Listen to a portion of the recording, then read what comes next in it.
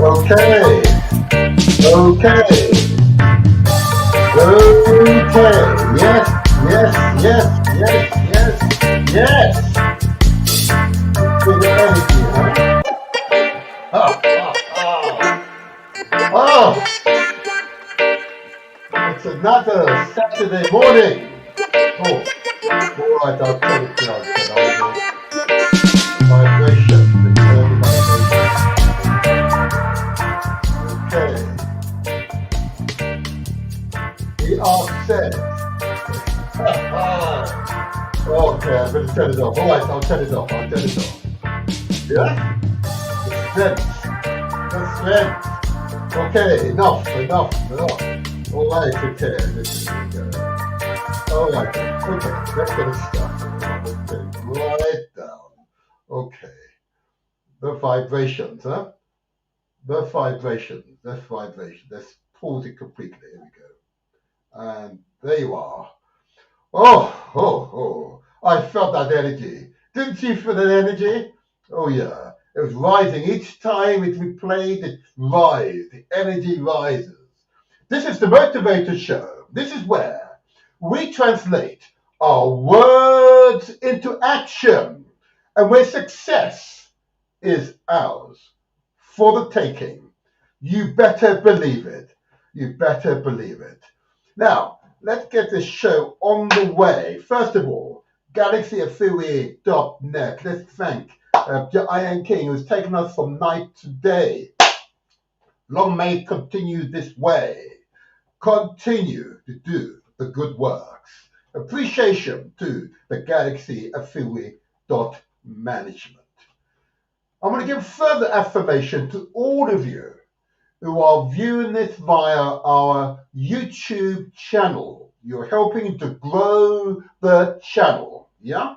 You're helping to grow that channel. Thank you. Yeah?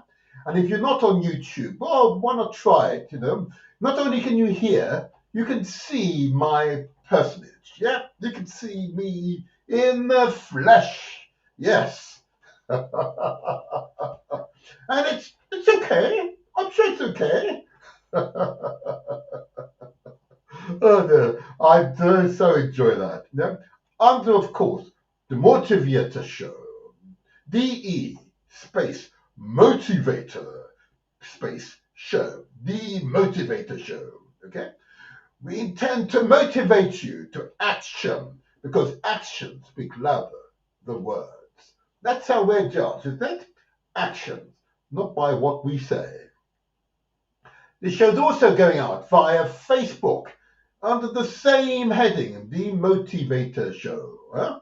Okay. And of course, purely audio on Mixcloud. Same title, The Motivator Show. Very successfully so. And long may continue so. But this week will be truly an empowering week. This week will be a moment for you to consider subjects that I've not tackled previously, but it's high time I tackled. Okay, it is high time I tackled. that out completely. It's high time I tackle. So watch this space. But before I get there, what I want to do first of all is really give appreciation to past presenters. And I think you'd all agree that these past, well, 12 months I've had some really, really, really interesting presenters. Presenters who are clear, inspirational, presenters who kind of moved you, force you to think and consider subject issues which, kind of, it's very easy just to pass on by and not realize they're there.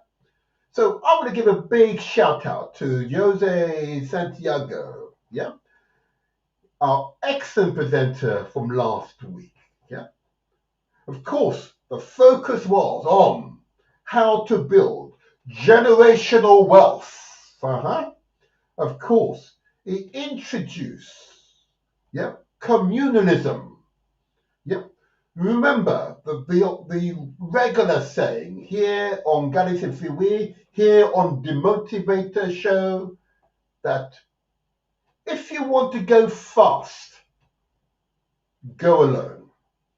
If you want to go far, we go together. Yeah, that's what we want to do. We want to go far. Yeah, that's what we want to do together. Yeah. So where we get to is meaningful, wholesome, worthwhile, and has purpose for our families, our communities, our networks. Yeah, that's what we want, isn't it? Yeah, communalism. And if you haven't been able to contact Jose, I'll put his details up on the screen later. But I commend Jose and the organization that he belongs to. Yeah, I commend them. And I urge you, if you haven't taken that step, yeah, if you haven't contacted Ubuntu Generational Wealth, I positively encourage you to do so. That's the way to build genuine generational wealth. And you become an asset millionaire because you pool your asset with others who share your same values. You pool your resources because working together, you protect yourselves and your family, not now, but into the future and for many generations into the future. That's what we want, isn't it? Mm-hmm. Fancy being a millionaire by yourself, alone and for long. Huh? Fancy. Give it thought. I commend Ubuntu Generational Wealth. I commend them to you. The concept of communalism, where you pool your resources, work together for common aim, common purpose. I commend them to you. I commend them to you. All right. But an outstanding presenter of last week. And if you missed that show from last week, the recordings are available on the YouTube channel and, of course, on our Facebook page as well. Okay. Excellent show. Tremendous response. And I give my thumbs up to Ubuntu. Okay. I also want to give acknowledgement, of course, to other presenters. Okay. And I've noticed that it's interesting that the shows are beginning to create waves, yeah? Create waves. There's an understanding that the whole purpose of these shows is not simply to talk about these issues, but to act, to encourage action. Mm-hmm. So you think and you act, you respond. You don't simply hear, close your eyes, put your head down, and walk on by. Mm-hmm. Because that's a non-productive activity, if I may say so. And your lives, our lives, would be worthless. What purpose is that? I commend you who feel able to raise your energy level sufficiently that you're able to respond in a positive way. And I only have, as you know, positive contributors to these shows. But at this point in the show, there's a regular segment which I must continue because we are saving lives, affecting lives. And that's, of course, the all-important, I'm going to say it, lifestyle messages. Yep, the all-important lifestyle messages. Yeah. And I know thousands of you, maybe tens of thousands of you, have been affected and responded. Some of you received an unfortunate impression from your doctors, who don't have access to your medical records. And that's giving you the motivation to respond.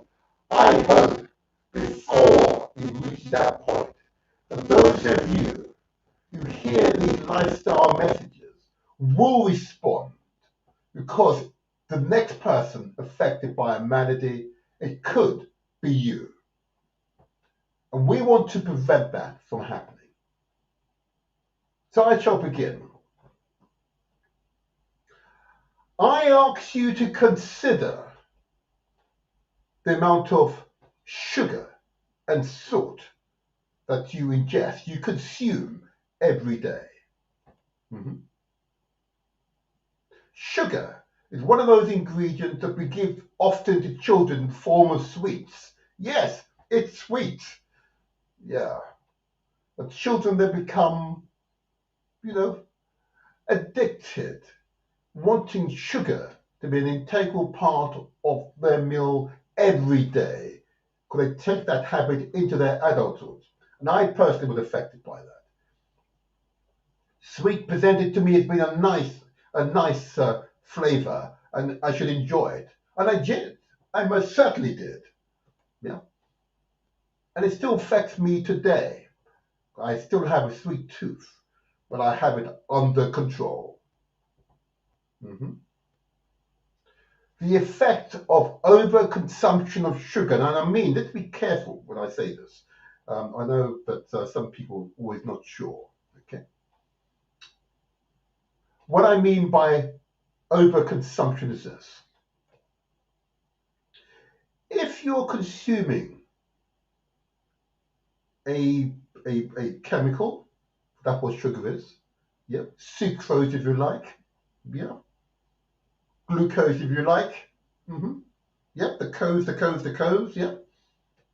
If you're consuming fructose, if you like, every day, but in a quantum greater than what your body requires, what do you think will happen? Maybe not tomorrow or next week or next month or next year, or indeed the next decade. But what do you think potentially could happen? Let me respond to you, answer your question for you. Potentially, your body becomes, saturated by this ingredient you add to your cuisine. Because your overconsumption. Our pancreas are supposed to create insulin. Yeah? Over time, our insulin production could be affected because it's been overwhelmed with the quantum sugar, sucrose, glucose, fructose, whatever form it comes in. And our pancreas slowly closes down because it's been overwhelmed by the sugar consumption, over consumption of sugar. And that then can potentially result in diabetes. But in our community, the levels of diabetes are off the charts, above other communities. There's a strong causal connection between our overconsumption of sugar and the prevalence of diabetes in our communities. It's at levels that will be considered to be almost epidemic levels in other places. Other people are not talking and discussing this matter about us to the degree to which I am. Why? Because it directly affects my family, my friends, my network, my community. And the evidence is around us. Every family or every other family, yeah, up to 50% in some cases, are affected by diabetes. A person in their family or more has diabetes, and they're compelled to manage that condition by taking um, appropriate amount of insulin. But of course, you recall my previous guest, yeah, the inspired diabetic, Lyndon, and he demonstrated with a change in your lifestyle, indeed, what you eat, you can manage your diabetes to the point to which it's no longer affecting you. In other words, you're able to manage the sugar intake. Okay? He demonstrated that because he himself is a diabetic, yeah, officially classified as diabetic, but he manages it through the food that he consumes, how he consumes it, and his general lifestyle. So I ask you to consider the amount of sugar you are consuming and ask the question of yourself, do you need all this sugar today? Mm. Do you need it? That's the question you ask yourself. Do you need it? Well, I realized I didn't need all this sugar. Why did I eat it? Not because I needed it, but because of the flavor. Because I liked it. Because I developed a taste for it as a child. And that's what we do to our children without realizing. That's what we do. We encourage them to develop the habit. So I ask you to consider the amount of sugar you are consuming. Okay? Prevent the spread of diabetes, the prevalence of diabetes in our communities by thinking through your action. Because similarly, I ask you to consider the amount of salt that you consume, you add to your cuisine, to your cooking, yeah? Or the food that you purchase, which are saturated with salt. Yeah? Why? Salt is one of those pernicious ingredients, just like sugar, we add for flavoring. Some people say, oh, if I don't have salt, the food tastes fresh. It's all in our minds. Yep, it is in our minds. What salt does is to, coat the food with a coating of salt, and what it does is it adjusts the chemical constituent in the food. So when we taste it, we're not actually tasting the food, we're actually tasting salt. And what is the effect of salt over time? Potentially hardening of the arteries, causing the heart to have to work harder to pump blood around our bodies. And that very action raises our blood pressure, or hypertension, as the specialists call it. Yeah. Again, another one of those conditions that pervades our communities. Okay. Far too many members of our community have hypertension, high blood pressure. Avoidable, I repeat, avoidable high blood pressure is a direct result of their actions, their lifestyle, the food that they consume, the overconsumption of salt. Again, there's a strong causal effect of overconsumption of salt and, of course, hypertension, high blood pressure. And those of you who've got either diabetes or high blood pressure, you know this. I ask you, do not keep this information to yourselves. Share it with your loved ones, with your friends' networks. Yeah? Share the information. Because we need to share this type of information within the community so the community can take that conscious decision to respond. I am pleased that tens of thousands of you, since I started doing this some years ago, have responded, and you have made your lives better. Thank you for responding.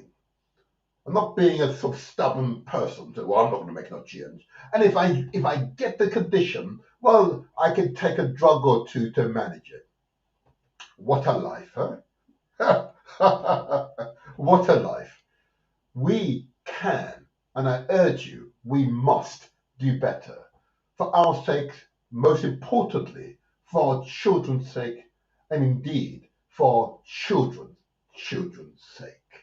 It is essential that we do better, give them good advice, enable them to develop good habits, health habits. It's essential. If you're a mother or father, encourage your children to develop good health habits. But of course, I equally urge you to consider the amount of carbohydrates and fat that we consume. Because in each of these cases, it's the overconsumption which is the challenge for us. Okay? Carbohydrates typically derive from wheat-based products, okay, but some root vegetables, such as, I'm sorry to say it, the yams, and the potatoes. I hear you all. I hear you groaning now. It's the overconsumption, not the consumption. It's the overconsumption which is the greatest challenge for us. Okay, we were told by an expert who came on this show maybe a year or so that we should be consuming per sitting. In other words, per each time you eat, no more than a fistful of food. And too many of us, and I'm still included in that, I have to say, eat more than a fistful per sitting. I've been gradually reducing my overall nutritional intake, realizing that I don't actually need all these calories, actually don't need it. Yeah, but it's a gradual process. I most certainly don't add additional salt and sugar to my diet. I no longer buy it from the grocery store. So it's a gradual change. Well, some of you may go cold turkey and do it all overnight. If you can, great. But I've found, and for the majority of people, it's a gradual reduction, a conscious decision that your health is your wealth. So the overconsumption of carbohydrate, particularly from the wheat or indeed from root vegetables such as the yam, is a big problem in our community, as is the overconsumption of fat. Again, in our case, primarily derived from meat-based products. You know, we see the white streaks in the meat, that's fat. If you're eating cheese, that's another form of fat, hardened fat. Imagine what it's doing to your body. Butter, margarine, not so hard, but it's still solid fat. Yeah, it is true. And many of these oils that you cook with, so-called vegetable oils, are just a form of fat that is harmful in excess to our bodies. You see many members of the community, too many members of our community, with their bloated shoulders, their bloated abdomens, their bloated thighs, and of course, their bloated buttocks, or bottoms in polite company, if you like. The effect is devastating on our community. Overconsumption of sugar, salt, carbohydrates, and fat is weighing down our community. And as a result of that, it's resulted in many other subsidiary conditions. So those of you who are overweight, you know you're overweight. You're not big boned. You're simply overweight. I urge you to respond to hear these messages. I say this not to shame, but to encourage you to develop those healthy habits. It is a challenge. I know. I get it. But although when I see women who are, I'm 6'1", and I see a woman she's about 4'2", eating the same quantity of food on a plate that I'm eating on a regular basis, you know you have a problem, and yes, they're invariably overweight. And they carry that excess weight, yeah, around with them. Can you imagine how much your heart is being forced to work in order to carry the excess weight? And the last ingredient I need to highlight is, of course, starch, primarily derived from the rice products. Yeah, yes, I'm going to say it, you from West Africa, you from the Caribbean. Yes, the jollof rice, I hear you. Don't worry, I hear you. Yes, starch. I hear you from the Caribbean, the rice and peas and thing. Yep, I hear you. In excess is harmful to us. The problem is, eat it every day to excess. That's a challenge. No more than a fistful per sitting. That's the general rule the nutritionist will suggest. A fistful. Yeah. Yes, as I was chatting during this week, if you have a salad bowl, it's wider. That's true.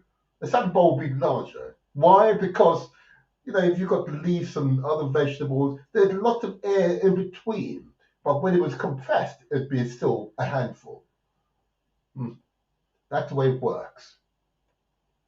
So it's mission critical that we get this right for ourselves, for our families, our loved ones, our friends, our networks, our community. This is a clear and present danger in our community. Because the experts recommend that we most certainly should consume more fruits and vegetables, particularly green vegetables, but a broad range of vegetables. They absolutely recommend that is what we should do. Yeah, more fruits and vegetables. A bit of fruit first thing in the morning, followed by a nice big salad bowl. Oh yeah, okay. It means no more than 5%, 10% of your total nutritional intake. You don't need more than that for you to survive, to live, to grow, to be healthy. Okay. In addition, of course, to eating well, yep, that's appropriate for your body. Yep. It's essential that you exercise. Exercise is absolutely critical. If the advice I'm providing now is to be meaningful and you don't exercise, then you kind of undermine the whole process for yourself, for your family. You are the example to others. Exercise is critical. Yeah? Go for a run in the morning. Stretch. Get the weight. Oh, get the weights. I have my weights here. Yeah, get the weights. Yeah. Do this for half an hour. Pumping those weights. Oh, I love the weights. I love the weight. After a good run, to do the weight as well. Oh, absolutely perfect. Keeping those muscles toned. Yep. You're consuming energy. Yep. And if you're eating well, your body will reward you by boosting your immune system. Yeah. Protecting you from the maladies that pervade society at the moment. Indeed, the world. Indeed, the world.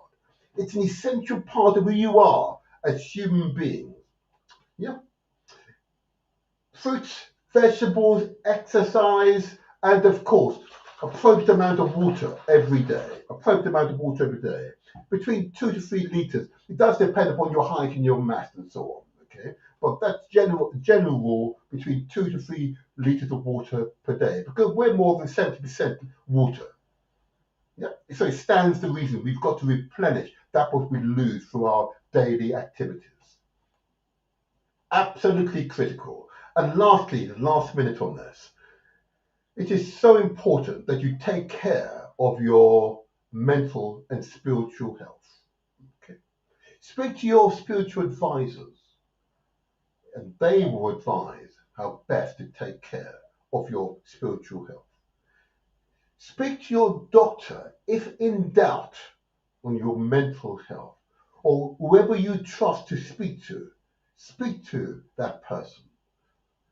There are far too many members of our community who are suffering in silence and have isolated themselves, in ways which are wholly, I believe, unacceptable. You are members of our wider family. You should never suffer alone. You are part of our family, and therefore, we want you to be healthy and happy and thriving every day. So please do not suffer alone. And I always recommend, if you don't practice this, I practice meditation each day. Yeah, 30 minutes to an hour per day.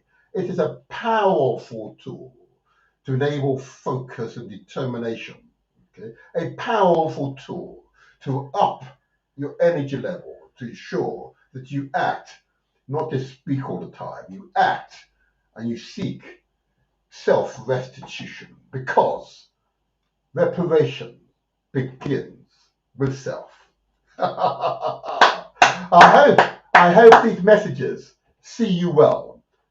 I hope these messages resonate with you.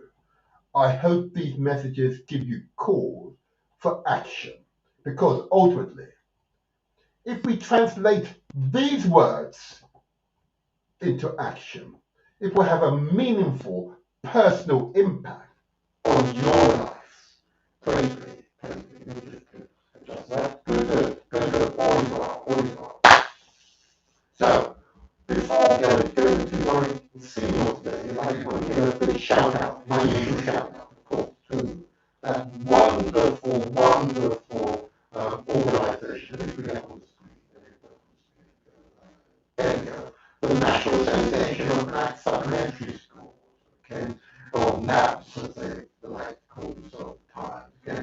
Why? Because these are member communities supporting our children, okay, in their educational development, both academic, cultural, and traditional development.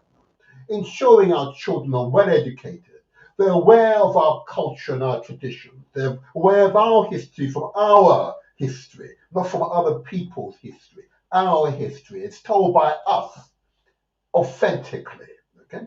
National Association of Black Supplementary Schools, their website address is www.nabss.org.uk, nabs.org.uk,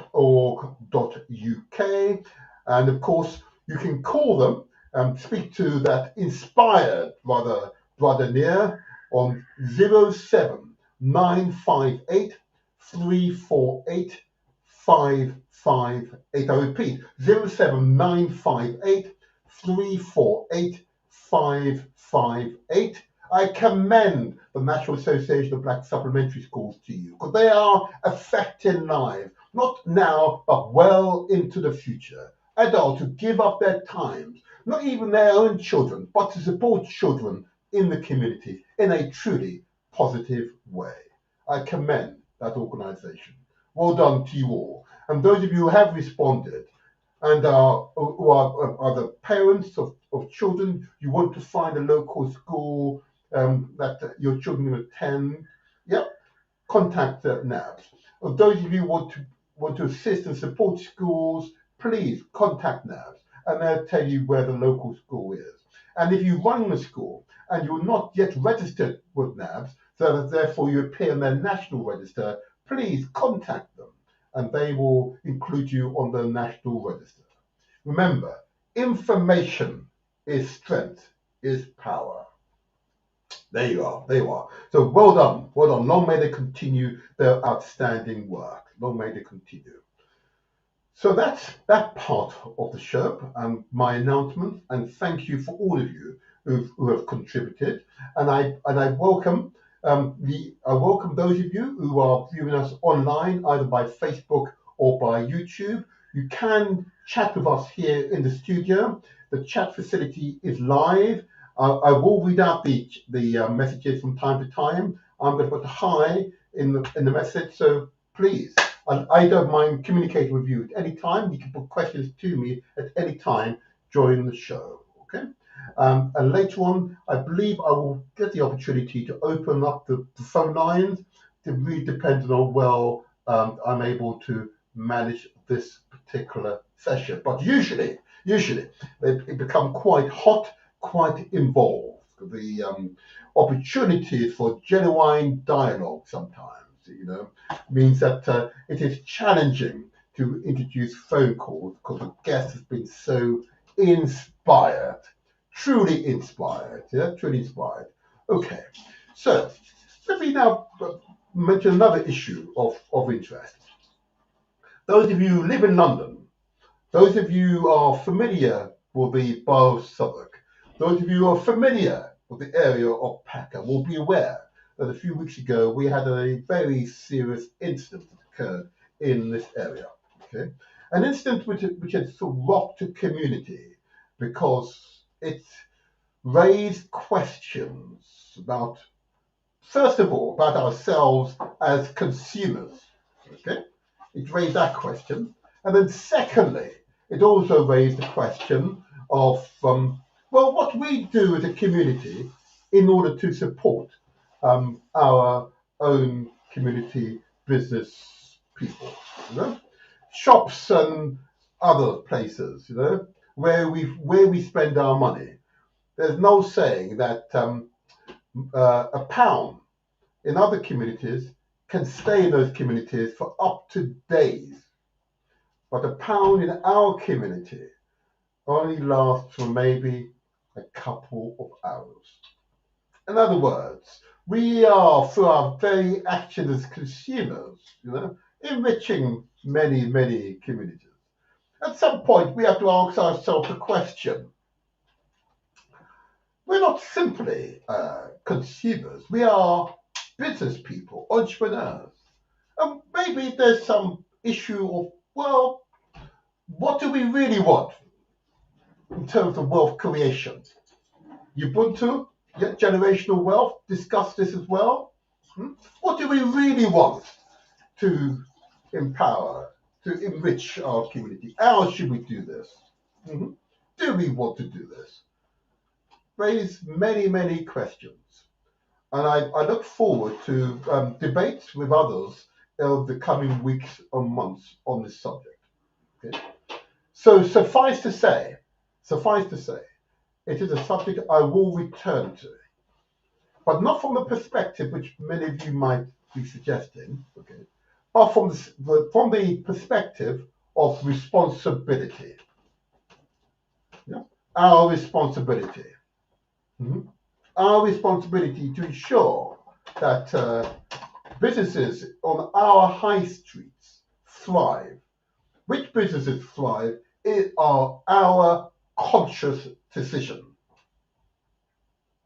And I say to you, a business that's in the middle of our community that fails to employ your sons and daughters, your nieces and your nephews, well, I question the efficacy of supporting such a business. I'm going to say this again. I want to say for additional emphasis, because this is a profound issue in our community.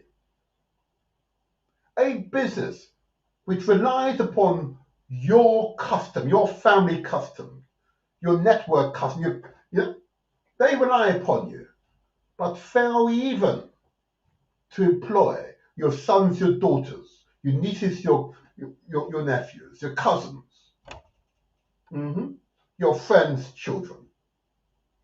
I have to question the efficacy of your purchasing from that business. And I'm an elected official, and there's a matter that's very close to my heart and which we take very seriously. Okay? That is equality of opportunity. And I know that in the society that I belong to, we have very strict rules in our policies to ensure that when we spend £1 million, local people must benefit from that expenditure. It is mission critical. Okay? But that's the authority, as it were, local government in my case. Okay? But the people have got to respond in kind. I say to you, the people have got to respond in kind. In other words, my own people have got to respond in kind. It's not enough for an authority to have these wonderful policies, but yet the people behave in ways that kind of undermine the policies. Yeah. As I said before, we will return to the subject not from the perspective that you might expect, that is, the incident and what it entails, but our responsibility and indeed our contribution to created the potential of that incident to occur. Self-responsibility. I find if we take responsibility for what happens in our locality, we empower ourselves to effect the necessary changes. Changes which are wholesome, to have meaningful and long-term impact. Yeah? Reparations begins with self. Praise be, praise be. Right. Okay. Enough of me preaching. Okay. I'm going to leave to my guest when he comes into the studio. I'm going to preach. Preach the word. Preach the power. Preach what is necessary for us to advance the community. Yeah. That's what I'm going to happen. Okay. We're going to discuss the subject that you haven't tackled in the show previously. And I'll give you great details shortly. But first of all, I'm bringing my guest. Let's see who's on the here we are. We've got my guest in the waiting room. I will bring him to the main studio. Let's move on. Okay, let's bring him. Oh, let me put you on the main studio. Oh, yes, we've got it there. Good morning, Dr. Anthony Baker. How are you? Good morning, Councillor. Nice to meet you again. Aha. Your voice is rather low, very low. That's fine. Okay. Oh, that's better. I've got it now. There you are. It's fine now. It is fine. How are you this fine morning? I'm fine, thank you very much. And you? I'm well. I'm well. I'm much better for seeing you. Thank you. Likewise, likewise. There you are. Now, I want to introduce you to my audience. Okay. This is your first occasion to be with us today. Okay. Yes. But what I would say to my audience before I'll get Dr. Baker to introduce himself, that he is a prolific writer of a similar ken to my favorite writer, who is Ndidi Ichiure. Yeah? Ndidi is prolific and writes about a broad cross selection of subjects, and Dr. Baker is equally well read and his literary style is quite amazing. Okay? And I'll explain that further to you all as the interview continues. So to introduce yourself to my audience, okay, I'm just going to ask you, Doctor, to just tell us a little bit about yourself. I'm particularly interested, we are particularly interested in what event or person has had the most impact on your life? Thank you. That's a very good question and one that I have to reflect upon. I would say growing up, like many in the UK, Black British individuals, I grew up in a single parent household after my parents separated. Mm-hmm. And that left me navigating as a young child and then young man in a tempestuous sea. And many will relate to what I mean when I say tempestuous, being tossed everywhere, being directionless. Mm-hmm. And while I didn't think I was searching for something per se, I surrounded myself with like-minded colleagues, friends. Some will call it a gang today in that respect. But the values that my mother had taught me, I tried to hold on to and adhere to as much as possible. So my mother would be there as a mainstay, a consistent mainstay to continually refer back to when I needed to, as a child, as a young man, in that instance. And that sort of constant reassurance, having my mother there in that instance. I think that one of the most profound personalities that had an effect on me and started steering me in the direction where I find myself today is when, and like many others as well, when I read the autobiography of Malcolm X, Malice Bats. Okay. And when I first read it, I understood it up to the point that he had converted. because a lot of it resonated with my life and vice versa. But then I left it at the point where he converted, because I thought, what happened there? Because I wasn't at that stage. It wasn't until I'd taken that step further spiritually and Yes. converted myself that I reread the autobiography. I've since read it many times and realized his full journey. So he had a profound impact, initiating some steps for me to look at myself socially, socio-religiously, cognitively. And then I think the one that's been continuous since that step, that leap of faith, literally, has been none other than the Holy Prophet Muhammad, the Prophet of Islam, in Hmm. that regard. And why do I say that? Some will say, oh, that's very typical, because he reconnected me with all of the prophets that I'd come to learn about as a Christian, as a Roman Catholic, Okay. from Adam, Abraham, Moses. When I saw that connection between all of those prophets, that helped me really anchor myself. Remember, I said I was in a tempestuous sea. Yes. That Yes. helped me anchor through all of these prophets up to the last prophet. So I hope I've been quite Mhm. comprehensive, but that encapsulates the experiences and influences up until this day for me. Powerful, powerful, and I recognise that as being a fact. In fact, kind of resonates with my own experience, particularly during my late teenage and in the 20s. I hear you, and I resonate with that experience. I took a slightly different route, but the routes are parallel, but yet the same. Yes. The same. Mhm. And it's interesting you say this. So just, I'm going to just probe you, if I may, just for a moment or two. This is to enable us to understand you, Kim. In the finding and understanding, in this case, Islam and its fundamentals. Okay? And I appreciate that. How did it affect you? Do you have to describe how it affected you to make you the man you are today? Good question. I Hmm. think those who know me and grew with me Hmm. know what kind of individual I was. I wouldn't, I would, well, some may disagree, but I would say that while I was wild, and basically there was nothing that could really phase me as such. My conscience, I had a conscientiousness that continued to drive through me. Okay. Um, my friends were very close. Those who knew me from the periphery knew that they couldn't get close. And even though there were attempts to do that, because I put a protective shell around myself I to, hear to, you. to mask and shield vulnerabilities that I didn't want anybody to ever penetrate or Mhm. identify.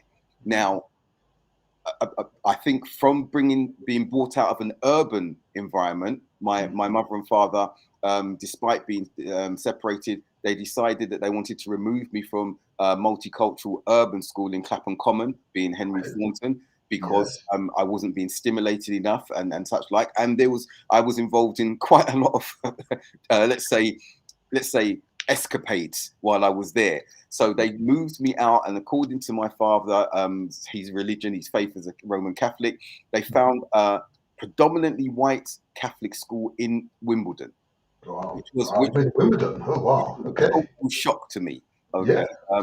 and being the only black individual in my class throughout, there were initial challenges of racism, ignorance from the part of my classmates and teachers as well, which Mhm. as a young black man from an urban community, responded robustly, very robustly. Let's put it that way. But eventually, my interpersonal skills developed, and I began to find it comfortable being in all types of environments, not having to be just in my black cultural context and feeling safe in there. Hence, as you know, I've been abroad 20 years in the Arab world. I've led South Asian schools, Arab schools, Egyptian schools, and being a black man at the helm of these organizations was a shock more to others who employed me and my stakeholders than it was for me. And I wouldn't look around and think, there's no black person here. There's nobody like me here. because of that experience of being pulled out of one environment and placed into another. And councillor, let's put it frank. The motivator. The Our motivator. forefathers, the motivator, our forefathers, Yes, they were pulled out of their environment, indeed. a totally alien environment. So who are we to complain when we have it on a micro level, when we saw the biggest macro level of enslavement and transfer Yes, the world has ever known? absolutely right. Well said. Well said. Well said. Well said. So it's interesting to hear you speak on this subject, and which I'm very familiar with. I'm very familiar with. I've had the opportunity to read numerous articles by yourself, so it's provided useful insights. Okay, your response to academia. Okay, you're now a doctor. In some cases, you were actually referred to as being a professor. I dare say. Okay. Um, why was that possible for you? Was it because you were taken out of the, if I may use the term, urban environment, placed in what it was a alien environment, or one you had to fight to establish yourself in? Why? Why were you distinctive? Very good, interesting question. I never considered myself distinctive. I feel when I look at my friends who were around me, they were talented in their own right. Absolutely. In the projects that I've initiated, when I've gone into prisons and engaged with some of the young men who have found themselves in that unfortunate situation, I've seen talent Yes. and the raw energy where I've thought Yes. we just need to channel or show them that there are avenues Yes. that they can traverse Absolutely. to grow that talent, to recognize that talent. So as for myself, I think because of the continuous downplaying from teachers that you could only reach a particular level in life because of where you are from or your ethnicity, and because of racism, basic institutionalized racism, my thing was always to kick against the trend. That we know that one of the best and most sought after fish in the sea are salmon. And salmon are very powerful, very beautiful, very delicious. But what do salmon do for the whole of their lives? They swim against the tide in order to get that perfection. That's what they do. And for me, I said, I am not going to be held back by other people's perceptions and stereotypical views upon me and upon my blackness. And even amongst fellow black colleagues, we may go to a particular level and they're comfortable there. I'm not comfortable until I know that we are at a level and a peak where we are looking at every other ethnicity, every other community, every other culture on the same level. Say that again. Say what the emphasis it absolutely deserves. What do you mean by that? Say again. What I mean by that is that we should not be wearing that yoke of victimhood. We should Indeed. not be wearing that yoke of we carry the chains of and connections with our forefathers, but we also stand upon their shoulders. Be Absolutely. motivated. Let's look at one thing. If what had been done to our peoples had been done to any other nation, we would have been extinct. Yes. So that resilience that we have Yes. is a strength. That resilience that we have should be something not to make other ethnicities and societies afraid, but for them to acknowledge that you have a powerful, resilient, intellectual, deeply cultural people Yes. who can contribute to whatever society they are in Yes. to make it much better than it already is, without the holds up, the hang-ups, and without the strategies to enslave, oppress, Yes. or hold other ethnicities back. We will move equally with everyone, but we need to make sure that we get to that space of equality first. Powerful, powerful, powerful. And listeners, look, I've read Dr. Hack Baker's articles, and it goes right across the spectrum of interest. Okay, and really interesting what it is to be Black British, for example. I see articles on Boris Johnson, Donald Trump, the Conservative Party, which is interesting. Okay, um, the then Home Secretary. That was a fascinating article to read. Okay, Donald Failure Trump and what he means for America. Okay, Theresa May. Yeah, yeah. Uh, the hostile environment. Yeah, I've seen really powerful the descriptions on what it is to be a Muslim and indeed the anti-black trend that exists in Islam as Right. well as Christendom, I must say. Fascinating this discussion that I've seen you have. I like particularly like your articles on white identity crisis. Okay, that was a particularly poignant article. And maybe another time we might do it again. I want to discuss that particular article with you. I found that truly fascinating. But the article that I'm particularly interested in today, though, Dr. Baker, is, of course, your article that focuses on our attitude and involvement in information technology. Yeah, the increasing prevalence of uh, uh, those technologies that will have a profound impact on all our lives over the 5, 10, 15, 20, 30 years and beyond. Okay? So the artificial intelligence technologies, which are becoming prolific across societies, we need to have a position. In your article in relation to that subject, I found particularly insightful. And of course, more recent presentation, which I had the privilege to be in attendance, I found your presentation on the subject quite interesting. So I want to focus on that subject today. Was I could focus on many other very interesting subjects you have tackled in the past, and I may well have to do it on a rotation with you because you are particularly interesting. But I want to focus on information technology, the increasing prevalence of artificial intelligence in our lives, and what it means for us. So first of all, can I just ask you just to summarize for the audience, and many of our audience, even though they may have these wonderful smartphones, okay, may not realize that this smartphone is what? It's a bit of AI, isn't it? This is AI. Just give a quick summary. What do we mean by information technology? What do we mean by the artificial intelligence? Yeah. Thank you. Very good question to get me to focus front and center on this aspect. Now, with information technology, is exactly that. It's technology that provides us with information, but the information that we ourselves have authority over, can have Mhm. ownership over.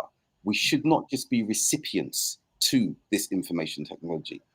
Before I went on my career break abroad in 2002, I was working for the Department of Education, and Mhm. I was a deputy project manager, becoming a project manager for a £15 million project, Mhm. pilot project called Computers Within Reach, and that was to roll out ICT, information communication technology, to the deprived wards across the UK, and it was very successful. They wanted to make families who didn't have the opportunity literate, ICT literate, very important. Yep. When we fast forward today, we see that AI is, as some would call, and if they are right in asserting this, the fourth, or if you like, fifth industrial revolution era that we're in.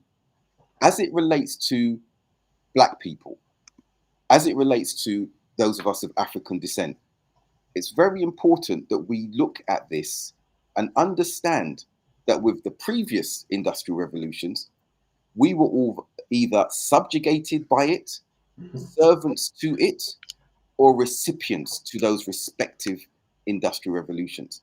Yes.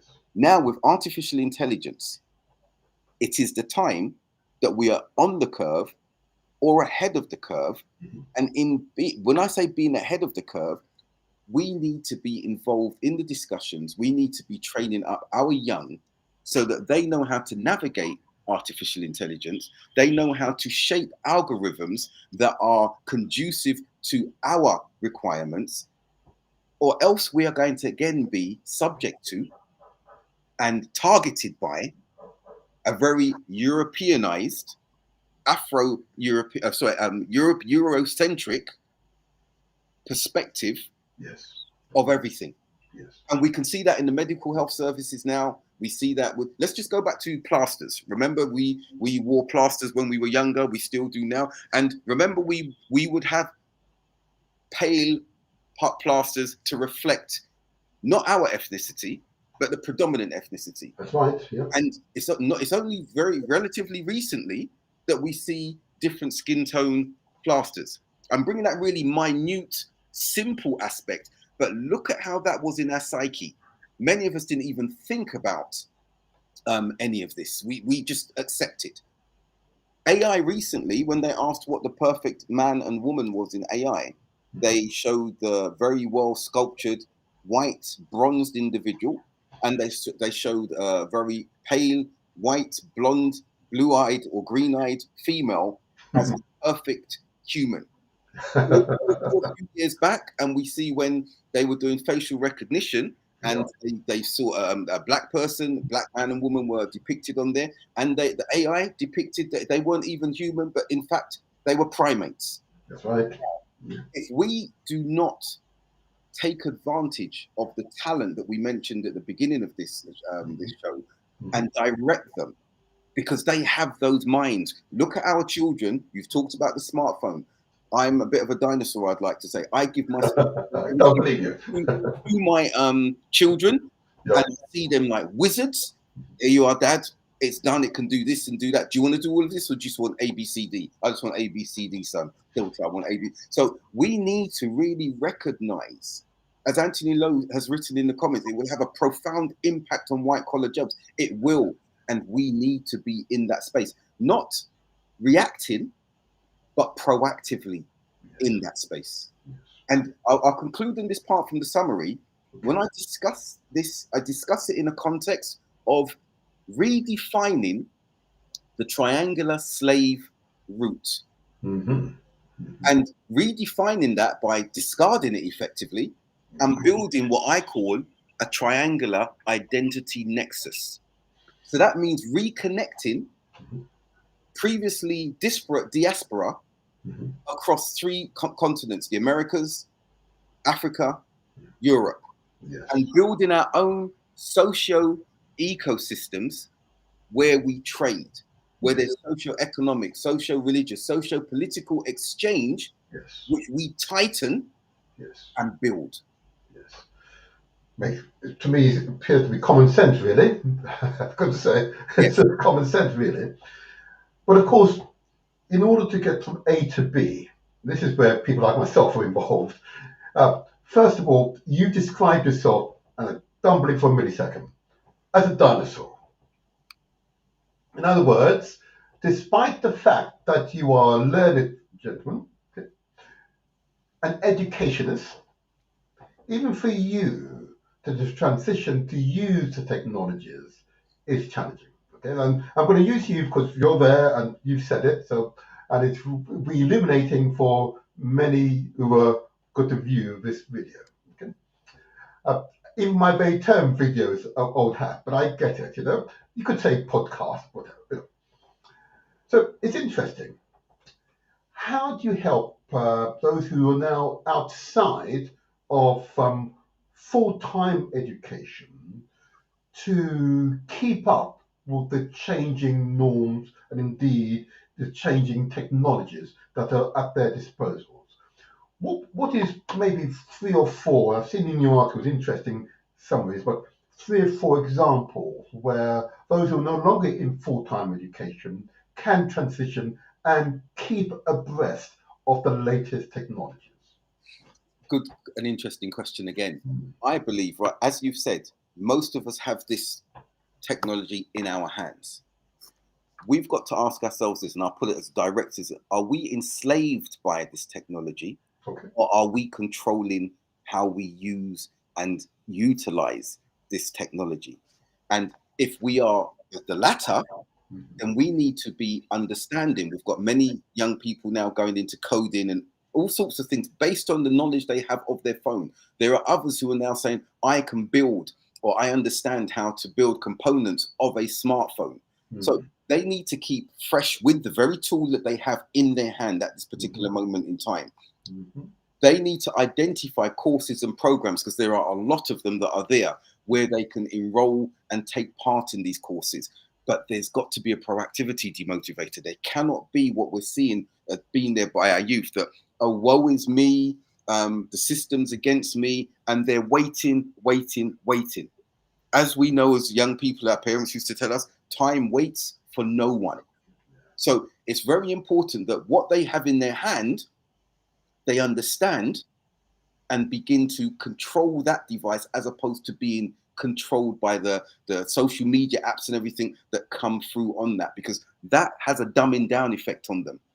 They are receivers, they are recipients, and they will remain that way. Before they know it, they're no longer 15, they're 25. They're no longer 25, they're 35. And when they look at life beyond, outside of that gadget, they will see they have aged, the world has moved on. That's right. And they're still saying, woe is me. So seize what opportunities are there that do not cost at that particular moment in time, but also demotivate. I'm going to say something that is not technologically based. Read. Yes. Obtain books. Yes. Read. If you want to know what sharpens your intellect and your prowess more than anything else, even technology, because AI has to have input of data, okay? We need to read. We need to reflect. We need to ponder in the real world. And I'll put it this way to show how stark the situation has become, even for ourselves. We're watching a beautiful sunset. We're watching a firework display. What do we do now, demotivator? We grab our phones and we look through our phones at this fantastic experience. We never used to do this. We would capture the moment, memorize that moment, relive that moment, and in our articulation, it was much better than showing a photograph. The photograph would add to the story, but wasn't the story. Our narrative and our memory and lived experience was. I'm not saying do away with smartphones. No, put the phone up there, let it film, but you live in the moment. We need to have our young people doing that, and that's an education in and of itself. All right, okay, I like this, and you are of course correct. There's always a hint here as we give away our ages. Okay, you're right that we were younger. These were, although you've not described halcyon, wonderful days. Okay, what you have described, nevertheless, are experiences which were challenging, but you found happiness in, as a youngster. Okay. The tendency, therefore, is that, of course, and I found that with many of my generation, is, of course, that the younger generations are living their time now, and this is their point of reference. Okay? And I want to get into this because you're an educationist, and I'm a local politician as well as being other things. If there's a lesson I've learned is we have to adapt to people's current consciousness and circumstances so that we can better relate to them. As an educationist, you will know that here in this country in particular, there was a period, and still is, I know, in some classes to be multi-abilities. Okay? And the practitioner, the teacher, had to, of course, prepare work for children with different abilities in the hope that those who are more able, by example, those who perceive themselves to be less able, will be brought up. You know, that was the theory. Yeah? What would you call that? Where you put people with different abilities in the same environment? What would you call that? Was that a melting pot? From an education's point of view, how would you describe those circumstances? I had that in many of the schools that, as you know, I was an educational leader and still am. Those mixed ability groups, the three levels that you've explained, were exactly that. And what I would do with my teachers and how we would prepare the curriculum is in recognizing those students with the highest proficiency levels. We would stimulate them in the class while providing stimuli at different staggered levels to the other tiers, the mainstream mid-level students, the lower tier students in that respect as well. What was important, however, is that we provide this stimuli to all of these three levels. Yes. So that the bottom level, the lower proficiency students did not feel cowed, if you like, by those of the higher proficiency. And we had this, I called it integrated learning within the classroom. Moving all of them along according to the trajectory that they were at, but trying to elevate them up to the next level.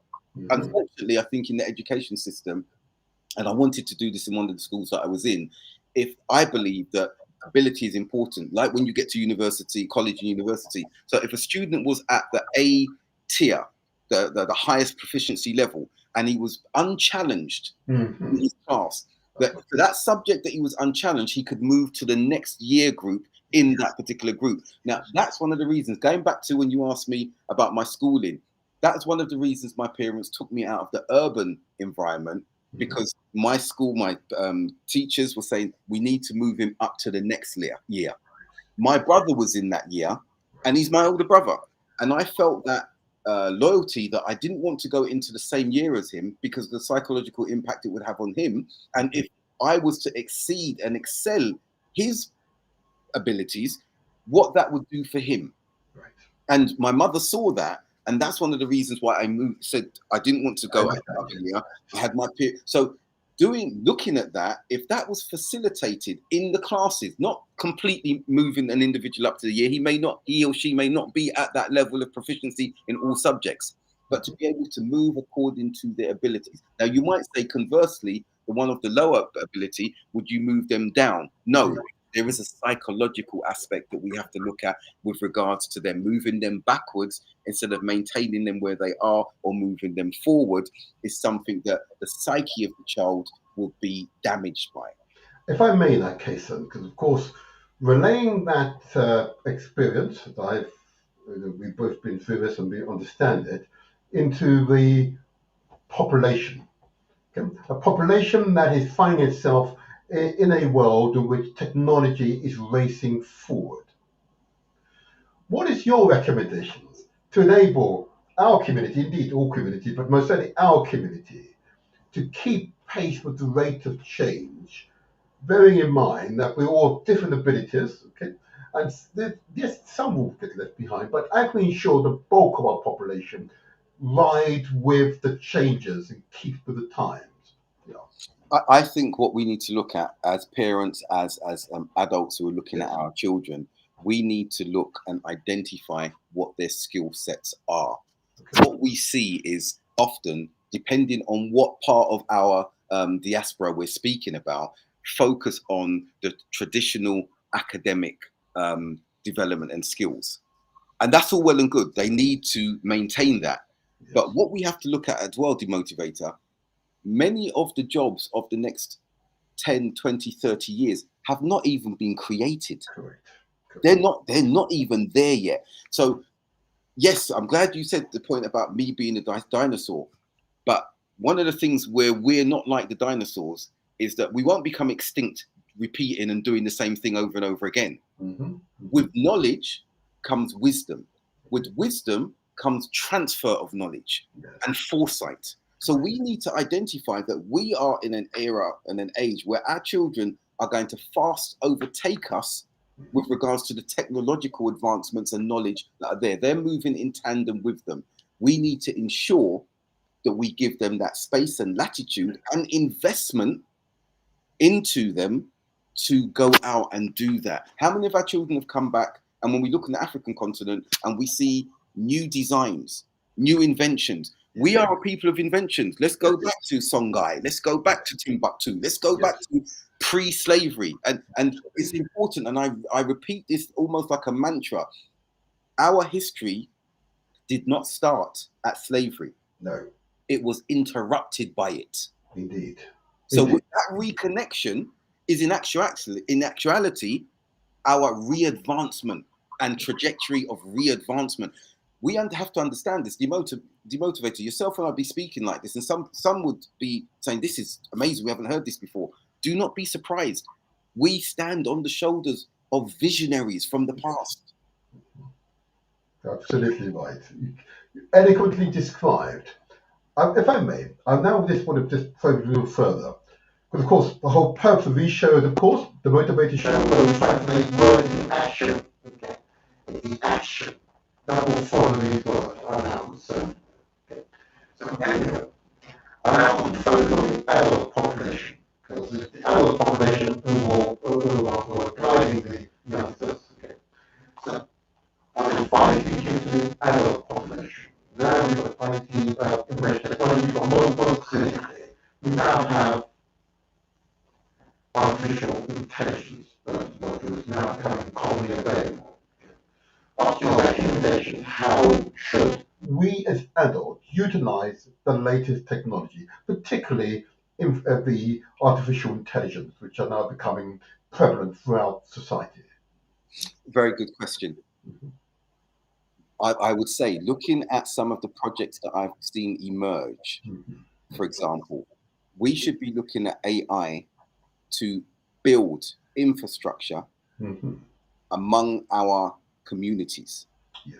So I've seen projects where they're looking into our communities to see how they can integrate Wi-Fi with other services, bringing down the price so that our communities can use them. And that's coming from an external perspective.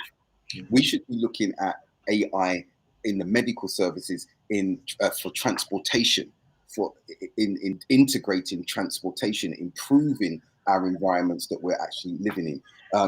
I was doing a project very recently with a European counterpart where they were identifying health amongst our communities with regards to the type of shops and businesses that were established in the communities. And we can go back to Malcolm X because it was there in those days.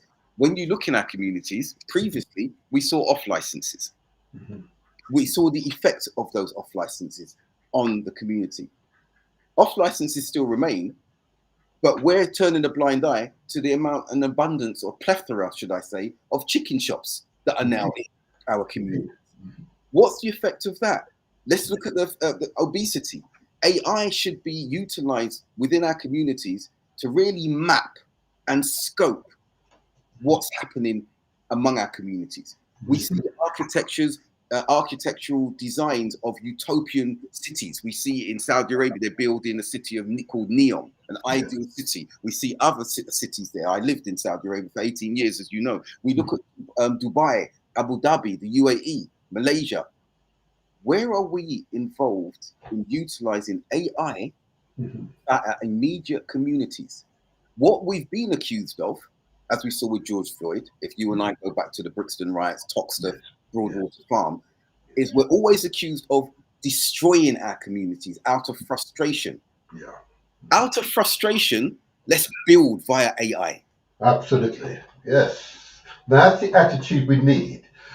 How do we inculcate that attitude? Because I note that if a disaster, something really awful happens to the community, tens, hundreds, thousands will gather round. But when you ask for them to come along to a meeting that we're going to build the future, there is a reluctance.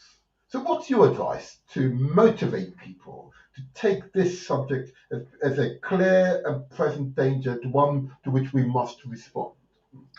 What I would do, I think, first and foremost, is instill this vision into the youth. This is what I did many years ago, and continue to that one of my programs, Street Strategy to Reach, Empower, and Educate Teenagers. Oh, say that again. So we'll say nice and slowly. Let me hear this. This is an award-winning organization. It was funded to the tune of 1.5, and its sister company that I started to 2.5, if you include that 2.5 million. And I called it Strategy to Reach, Empower, and Educate Teenagers. Street. Now, I love it. I love that article. I love the article. Trust me. Go on. Keep going. Okay. So in identifying those youth, we pulled the youth together and said to them, this is your organization. This is your future. You are stakeholders. What would you like to develop and do and see? They couldn't believe we were asking that question. And when they listed down certain things, I got 80, 90 youth and met them in Nando's in the first instance. When they came, I said, what would you like to do? They said what they wanted to do. I funded it. I Wow. got the finances to fund it. They saw he believes in us. They started using their imagination and growing. I funded, funded, funded. Not just following what they're saying. Say, right now you're doing this, consider ABC. Some of them said, we want to do a degree. Some of them said, I want to start a business. So in showing them that we're working in tandem with them, other stakeholders started listening. Yes. Crime rates started going down. Yes. Violence started disappearing. Yes. So this comes now, Demotivator, on one thing that I've done very recently in transferring from teaching my MBA students in university online, transferring particular corporate strategies into a community context. So you say, what do we need to do that's practical? Practicality talk about. And so I introduced integration strategies, and I'll be very brief in what I say here in this regard. So Starbucks, for example, in the corporate world, when they saw their raw materials increasing in price and other competitors going after them, they looked back and bought the farms that produced the coffee so they could control the prices. We need to look back into our schools, colleges. We need to invest in our youth and say, right, we're investing in you. What's the trajectory that you are traversing? And we need to make that path as smooth as possible. Then we look at horizontal integration strategy. One of the things that you and I will be very familiar with, we see someone from our community doing particular work that resembles ours. And what do? We're in competition with them. We try to demean them. No. Horizontal integration in the corporate world means takeover competition. Within the community context, it means partnership. I identify your niche strengths, you identify mine.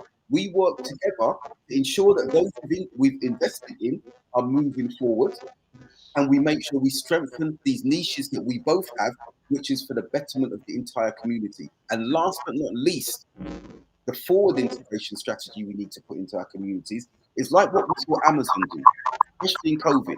They identified other distributors and said, can you distribute our product? We need to not only have our own institutions of excellence, being education or business, but we need to identify willing partners to say, these are our youth, these are our talents that are coming forward. We want to connect them with you and ensure that they can continue to move forward. Once we highlight those integration strategies, that we have a plan and we have other plans alongside that that are robust, we will then see buy-in, and they can be investors in that buy-in, whether it's intellectually, financially, or with manpower. Now, at this point, of course, and as you know, being the motivator, I'm only really interested in those who could speak but actually deliver. Okay. And many of you who are listening or view this video will understand my intent, and I'm in a very similar position to you, as you know. So, of course, it's getting from A to B. Is there a problem in the community of hyper-individualism? Is that a factor that's holding us back? Is there another issue of religious affiliation and the possible philosophical conflicts? Is there an issue of colorism, light and brown and dark, that impacts our community? Is there a question of class affecting growth in our community? I've given you 4 examples. What's your analysis? Give me an analysis. I've read your articles, so I know what you're going to. I've got an idea what you're going to say. But I'm really glad you've raised that, because remember I mentioned that we shouldn't be walking with a victim mentality, because we've got a lot of things that we need to address in ourselves, and that's why the identity nexus is important. What we need to look at, there is classism, there is colorism, there is individualism. We are in a society that is driving individualism as an identity, as an ideology now. And if we look back, as you know, everyone will know this quote that I'm going to say: it takes a village to raise a child. Absolutely. And that's an African proverb. Yes. So why is it that we are not holding on to that African proverb, and we are seeing nihilism among our youth with the gang and gun and knife crime? Indeed. What's happened where our youth do not respect or have grown without a respect to their elders? So we need to look within ourselves. When we talk about colorisms, we talk more about ethnicity as well. We remember when I was younger, my Jamaican friends had predominance in the black community, and those of African heritage were frowned upon. It's changed now, okay? But these discussions were not being held whatsoever, and that still needs to be spoken about, because it has an underlying effect upon those today. You'll see that if you came from a particular African country or any African country, you were silent because of the predominance of Jamaican culture, the language we all spoke. You've got white, like Starkey, his racial statement before. You've got white youth speaking Jamaican. And what I say is, that's wonderful that we see that black culture in and of itself, not just Jamaican culture, is predominant across society today, even in the higher middle classes and what the children are listening to.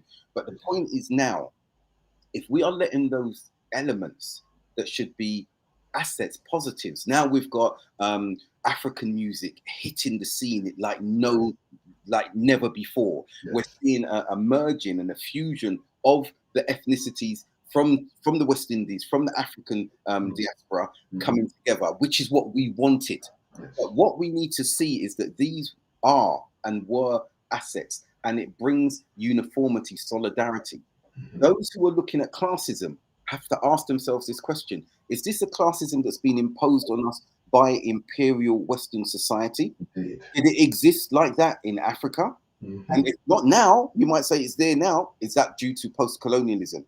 Before, pre-colonialism, how were our societies? How were we as a people? And there was a fusion, a blending with regards to how we were. Again, I repeat, it takes a village. So you're right, we have to address these particular issues, but simultaneously addressing them with the factors and issues that are affecting us from outside. We cannot stop and navel gaze and stay looking at ourselves, because we will end up being recipients, as I've said, to the fourth industrial or fifth industrial revolution. We need to address both of them in tandem. Okay. You are, by virtue of your oratory skills, a natural leader. Thank you. Okay. What are you doing to enable, particularly the adults, as you described, okay, to overcome what are really false impediments? What do you do? Thank you. And I like that question, because many will start, some politicians, not all, they will start to waffle when they're asked these direct questions. Thankfully, despite having a PhD in politics, I'm not a politician, so I will answer. I would say, before I went abroad for a career break, which was extended, I was elected at a very young age. I converted at 24 to Islam, and they thrust me into the position of leadership at the age of 27. And as a growing Muslim individual, and British as well, I felt I needed to ensure that the visibility of the Muslim community was seen locally, but as participants in the wider socio-cultural, socio-economic forums, as it were. Now, we were able to establish a school, which is now an outstanding Ofsted school in that regard. Many of the colleagues who were with me have gone on professionally. They traveled, they're living elsewhere. Some are still within the community. In the first time in the community's history, I had outside interest from a charity in the UK who said, "We like what you're doing. We've not seen someone so young as you before leading such a big and growing community." And they invested, they provided me with the finances to purchase the premises, the land, and everything that was there at the particular time for a few $100,000, which is, and the premises which are owned by the community now, which are ours, and that is now worth net value around 4 or 5 million. That's before I travelled abroad. When I was abroad, I saw the work I was doing for other communities, making millions for their proprietors, educating their students to achieve excellence, and now they're in universities across the world. So I decided with my wife, I said, okay, now it's coming to a close now. I feel that it's time to return after 20 years, even though I was still establishing projects in the UK like Street. Coming back now, I've joined an entity with one of my mentees, who was with me in Street. He's got called Sen Alliance. And what we are doing with the Triangular Identity Nexus, for example, we have a project in Ghana where we're empowering local communities to recycle and collect waste and start selling that as a raw material, raw product Mm-hmm. to entities such as fashion houses and Yeah. industries who are now wanting to use that for clothes design. We've also got the same happening in Dominica. Okay. And then in Europe here, we are empowering community research. Okay, you mentioned Dominica. I know someone very well who'll be interested in what you just said. What are you doing in Dominica? Dominica is a similar process Mhm. because we're seeing colonial waste, and that word term is something everyone should be really familiar with. We're Mhm. seeing colonial waste with regards to what's washing up on our shores, what's happening with the poor quality material and garments that are going over to the African continent and being dumped there Yes. on the basis of cleaning up Europe and their own societies. Mhm. And we're saying to the communities there, let's kick back against that.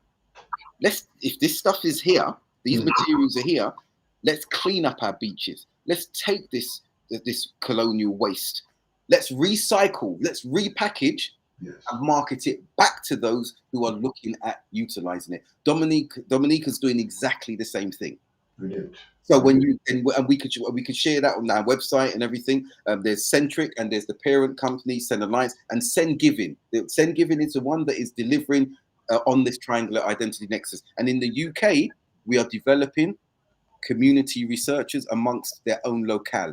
So instead of researchers coming into their community, they are already there speaking to the issues, researching among their own members Mhm. community who trust them as opposed to outside parties that parachute in, Mhm. extract data, and go and use it to their own. That's right. Yeah, that tends to That's happen. what I'm doing. Thank you. Thank you.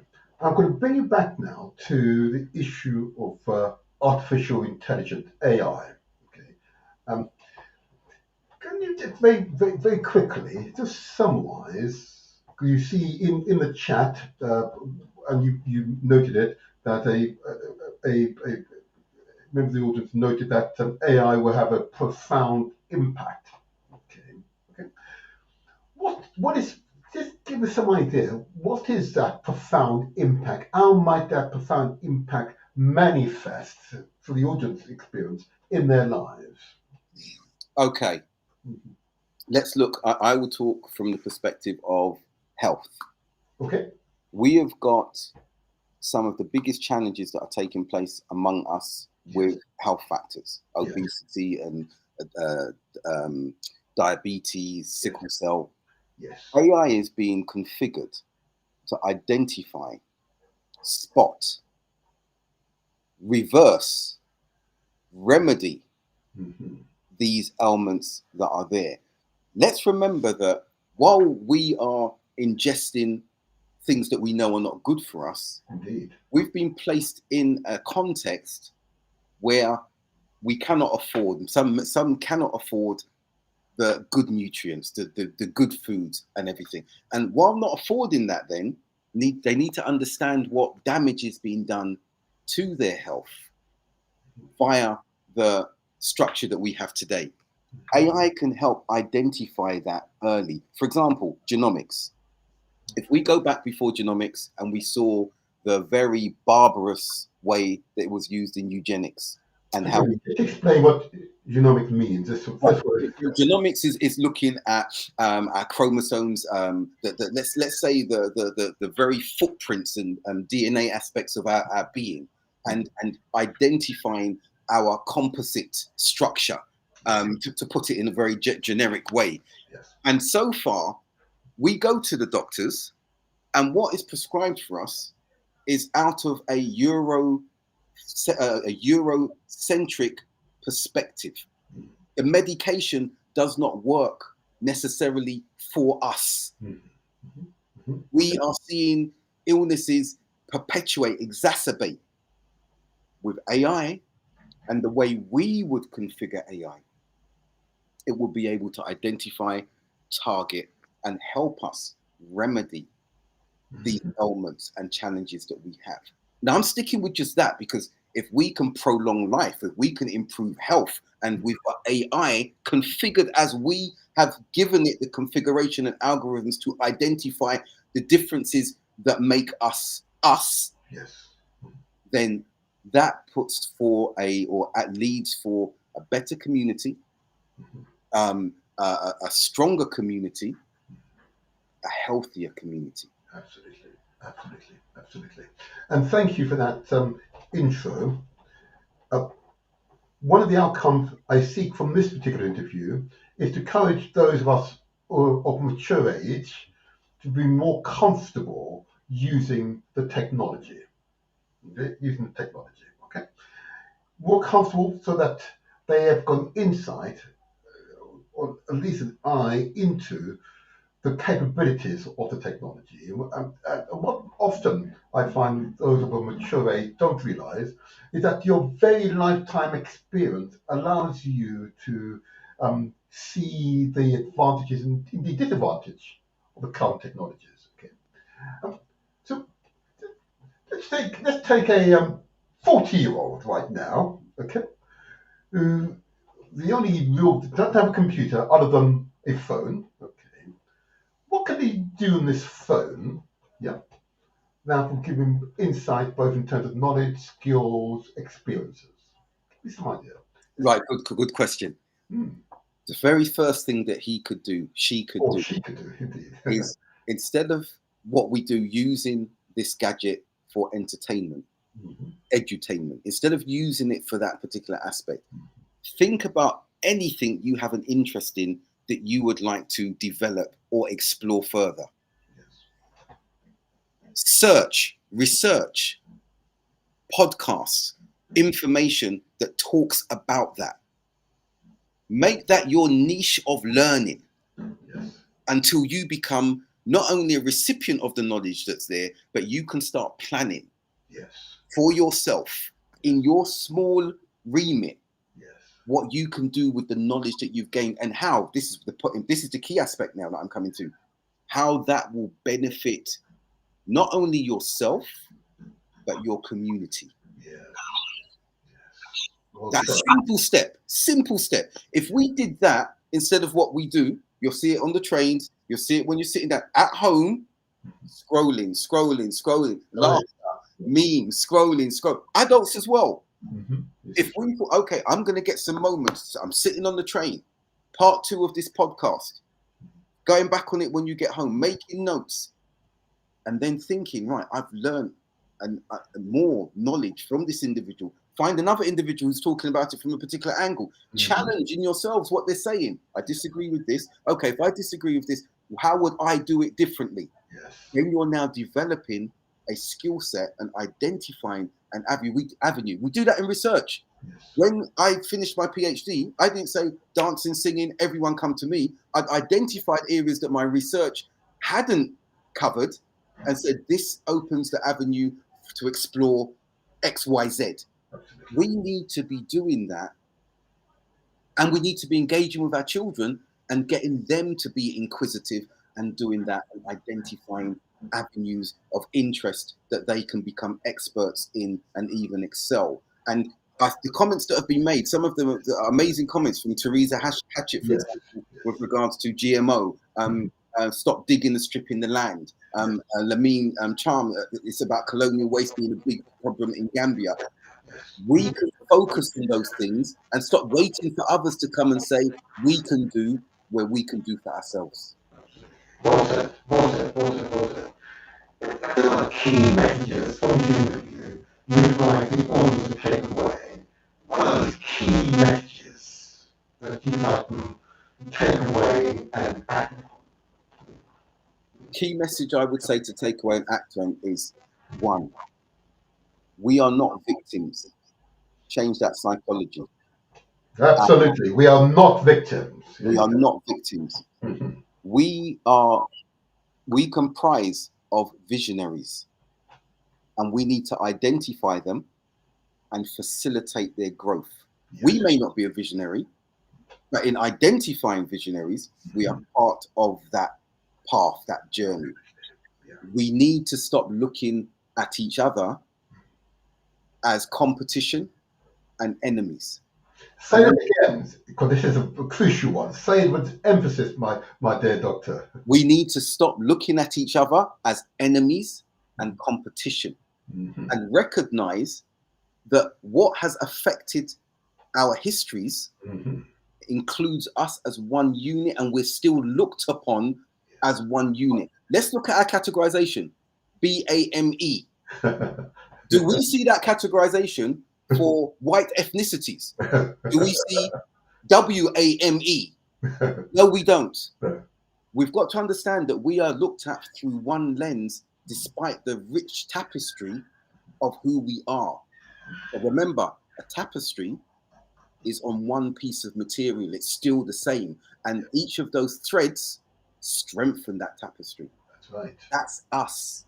We need to identify that. We need to start removing and in discouraging the nihilism among our youth. They need to be seeing this at that level. And then we build them. And in building them, we're building our own futures. Well said. It's the reason why I support the National Association of Black Supplementary School. These are adults who come together to rally around to support our children, both their academic, psychological, and of course their spiritual health. That's why I can relate to this. So you've set out a series of actions, okay, but they seem to be, well, there's a lot of work involved. Is there? There is work involved, and I'm going to give you one more framework that I developed to show how that work can be gradual. Okay. So I developed a cognitive development framework. It was 4 stages. And I took that from my MBA days of management. I saw a life cycle of organizations, and I looked at it and said, I'm going to apply this to us with a more sociological perspective. So there's the founding stage. The first of the 4 stages is a founding stage, which is very beginning cognitive awakening stage. And that can happen irrespective of age. Okay. And once we've had that cognitive awakening that I need to do more, I need to learn more, I need to contribute more, we start looking at some things from an abstract perspective. There's an idealism that's there. But then we move on to a stage of activism, the second stage, the youthful stage. So we become active, not just active in acquiring knowledge, but in going out there. We will be on campaigns, we will be political campaigns, religious campaigns, and we're saying we want others to have the similar cognitive awakening that we had. But there's still an idealism with that. And sometimes often we'll get to a stage where others are not seeing it like me, and we become impatient, we become deflated, and we move away from that. No. Understand, you need to move to the 3rd stage, which is called the adult stage. This is a foundational stage where you reflect on your activism, you reflect on your idealism, but now you have more context because of the experiences that you've got.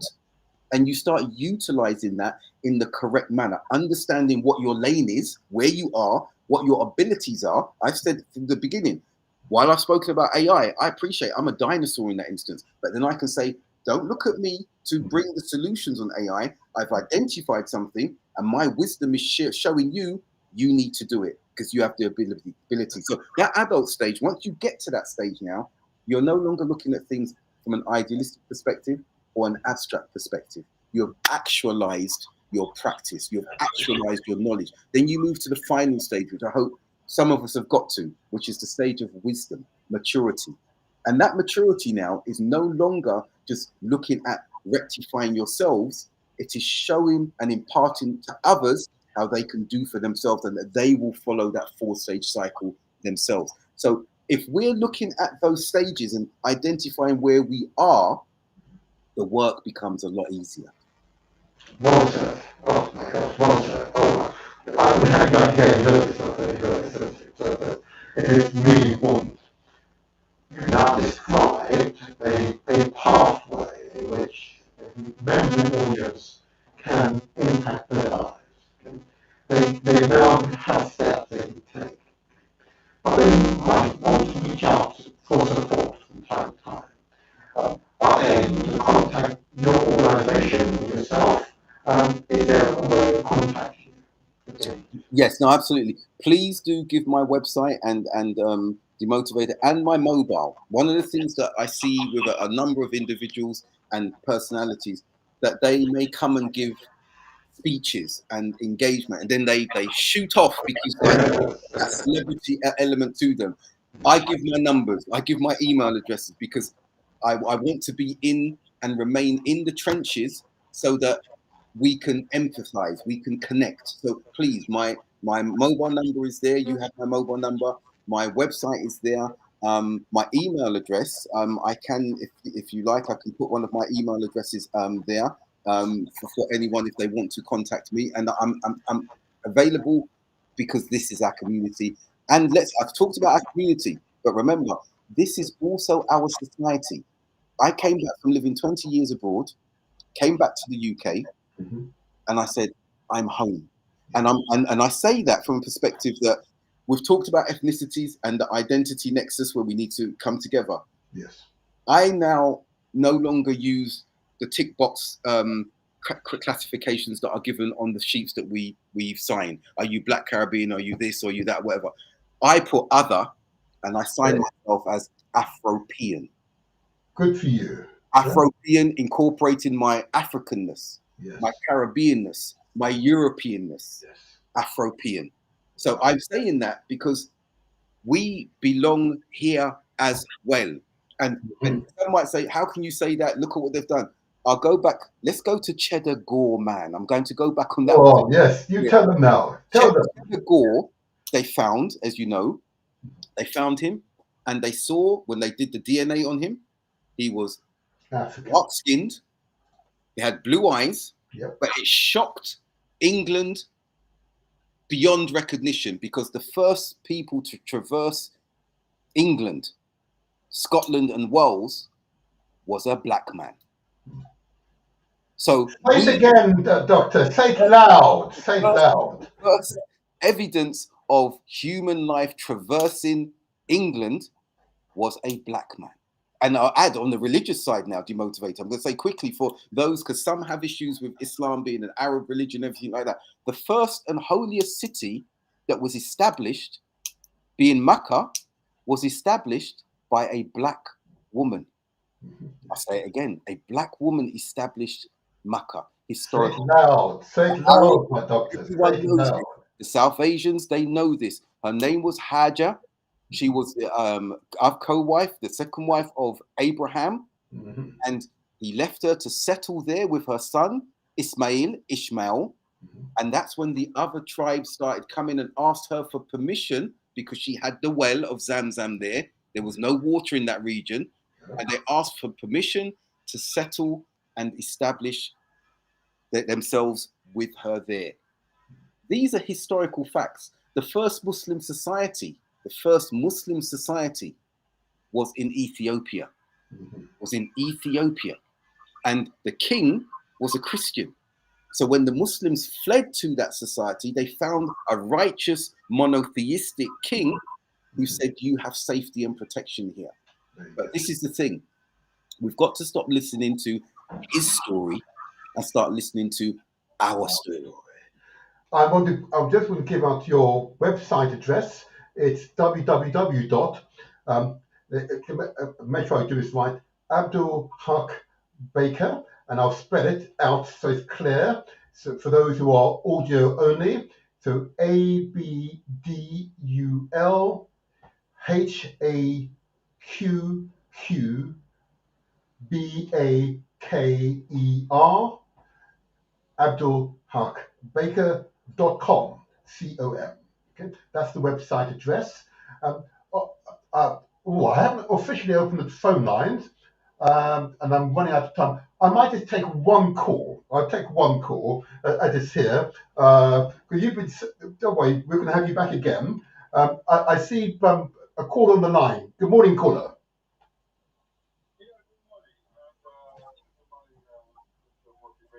Mhm.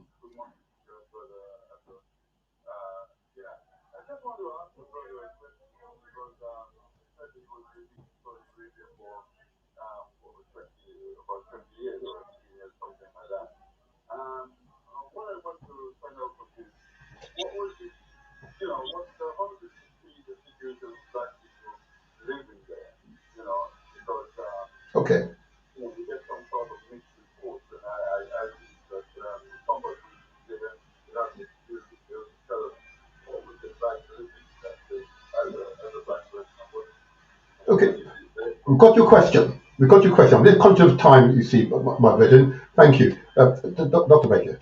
Can you repeat that? So I think I got the gist of the question about Yeah, living abroad. I believe he asked, what is the condition of black people? I believe in Saudi Arabia. You've lived there, he said. Right. Okay. Thank you for that question. In the time I was in that Saudi Arabia for 18 years and in UAE for 2 years, and that's a really good question. You'll see that there are different conditions depending on where you come from. Okay. And what I saw is there are some that were able to live very good, secure lives, like myself, especially those of us who are coming from America or from the UK and parts of Africa. For example, the Nigerian community, the Ghanaian community were very, very strong there. So some of the Gambian contingents were strong there. But then what we had were some of those who came over many years ago, generations ago, for Hajj or Umrah, and they didn't go back. And they lived at the substrata of society, which is quite stark to see. However, what we saw, and I used to go into those communities to donate and see them and give foodstuffs and everything, is that you saw a contentment which surprised me. Okay, we didn't see revolts and rebellion, and I'm not saying that they were pacified or placated, but when I spoke to some of them, why don't you go back to the lands that your parents come from or where you came from? And they said from a religious perspective, they felt better living in those circumstances than going back. They'd be so divorced from that land that come from in Africa that they wouldn't have any familiarity there. Whether we agree or disagree with that, that was my experience of going into those communities, meeting with them and finding. But overall, the lifestyle for those who come from our societies was a very privileged one to a degree. Okay. Corder, I'm really sorry. Corder. I'm running out of time now. I will have Dr. Baker return to us, hopefully within the next month or two, if he permits. There's much more. There's much more to this great brother than we've been able to discuss today. So I can assure you, we will return to the subject. So if you could bear with me on this occasion, okay? I want to thank you for the call. Thank you very much. Thank you. Um, I'm going to close the interview now. I want to thank you because you've whetted our appetites, if I may say so. Our appetites are truly whetted, and there's much for us to discuss. But the issue of IT, the issue of AI, is a clear and present opportunity for us. Okay? It's for us to galvanize around the subject, and you've enabled people to understand how that should happen. Okay?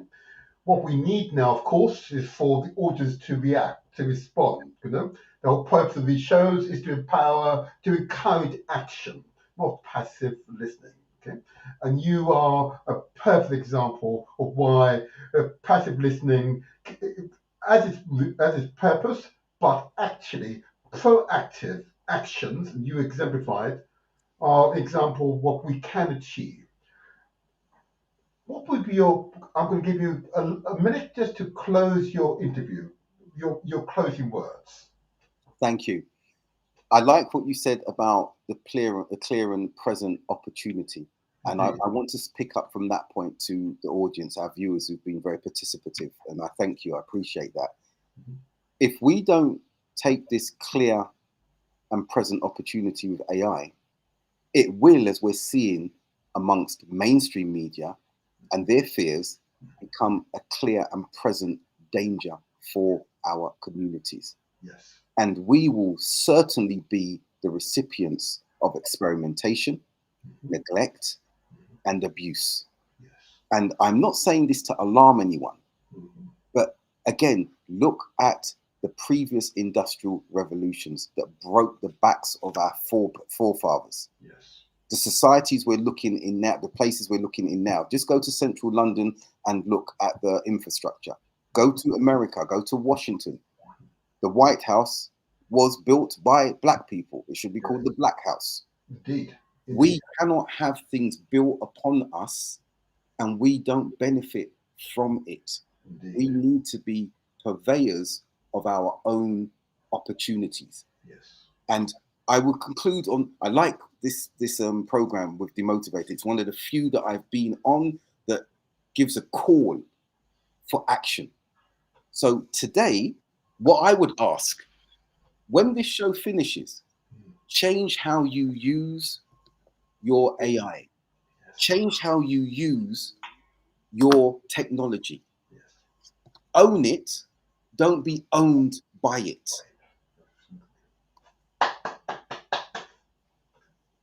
Blessing to you always. I will speak to you soon. And I'm not a member of the religion, but I'm going to say I'll be with you always, if I may say Thank so. you. That's very kind of you. Thank you. Wonderful.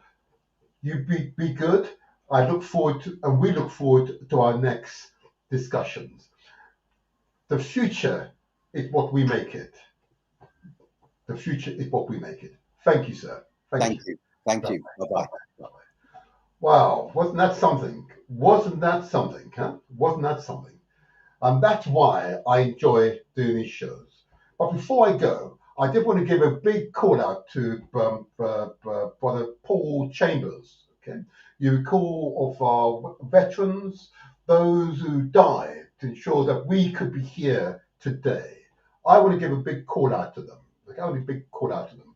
But I'm going to play a quick video. Okay, a minute video, which gives us an opportunity to appreciate the works of those veterans. Okay, let's do this now. Let me, if I get it up perfectly, if I get it up on my screen, there we go. Let me get it sorted out. And once I get this set up, I'll just say to those of you who are unsure as to what you're going to do following this particular show. It's up to you. But if you're unsure, seek help. Do not try to do it by yourself. Listen to this. The British West India Regiment's Heritage Trust invites you to join them for Thor Legacy Heritage event paying homage to West Indians from the First World War, who made the ultimate sacrifice, and are interred in cemetery all over Europe. We pay our respect this year by travelling to Belgium for our second flag-bearing and wreath-laying commemorative ceremony. We will be accompanied by West Indian veterans to include 2 from World War II and many serving personnel from the Army, Navy and the RAF. This event will spotlight the contributions made by our brave soldiers so that the world can be of peace and we are free today. For more information please call 07956100089 or email bwir.ht1@gmail.com.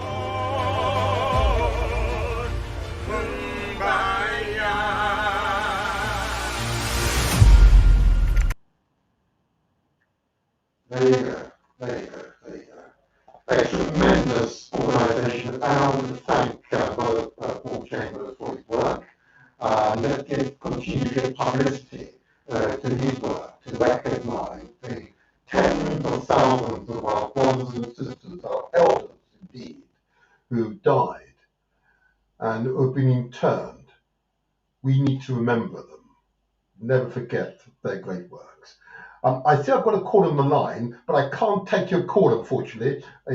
My show is about to conclude, and I see you, and I'll speak to you after the show, and I will have a chat with you after the show, that particular caller. But I hope those of you who have listened or viewed the show and have seen the enormous work that's going on behind the scenes in your name, okay? Contact Dr. Baker. Okay, you've got his website address, and I'll put that on the screen one more time to show it's clear. It is of course www.abdul Haq HAQQ Baker BAKER.com.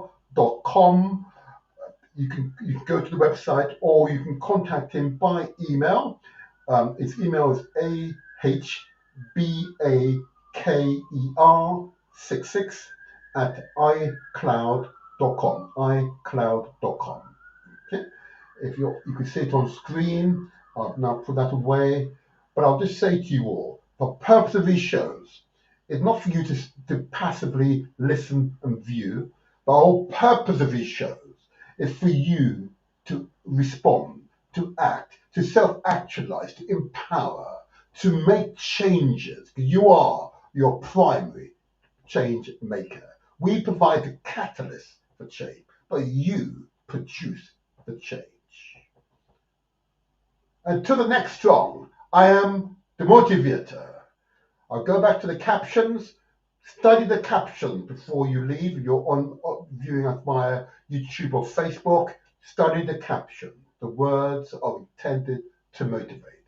And to the next strong, I am the motivator. This is where we translate our words into action and where success is ours for the taking. Praise Jah, Rastafari, bless assurance.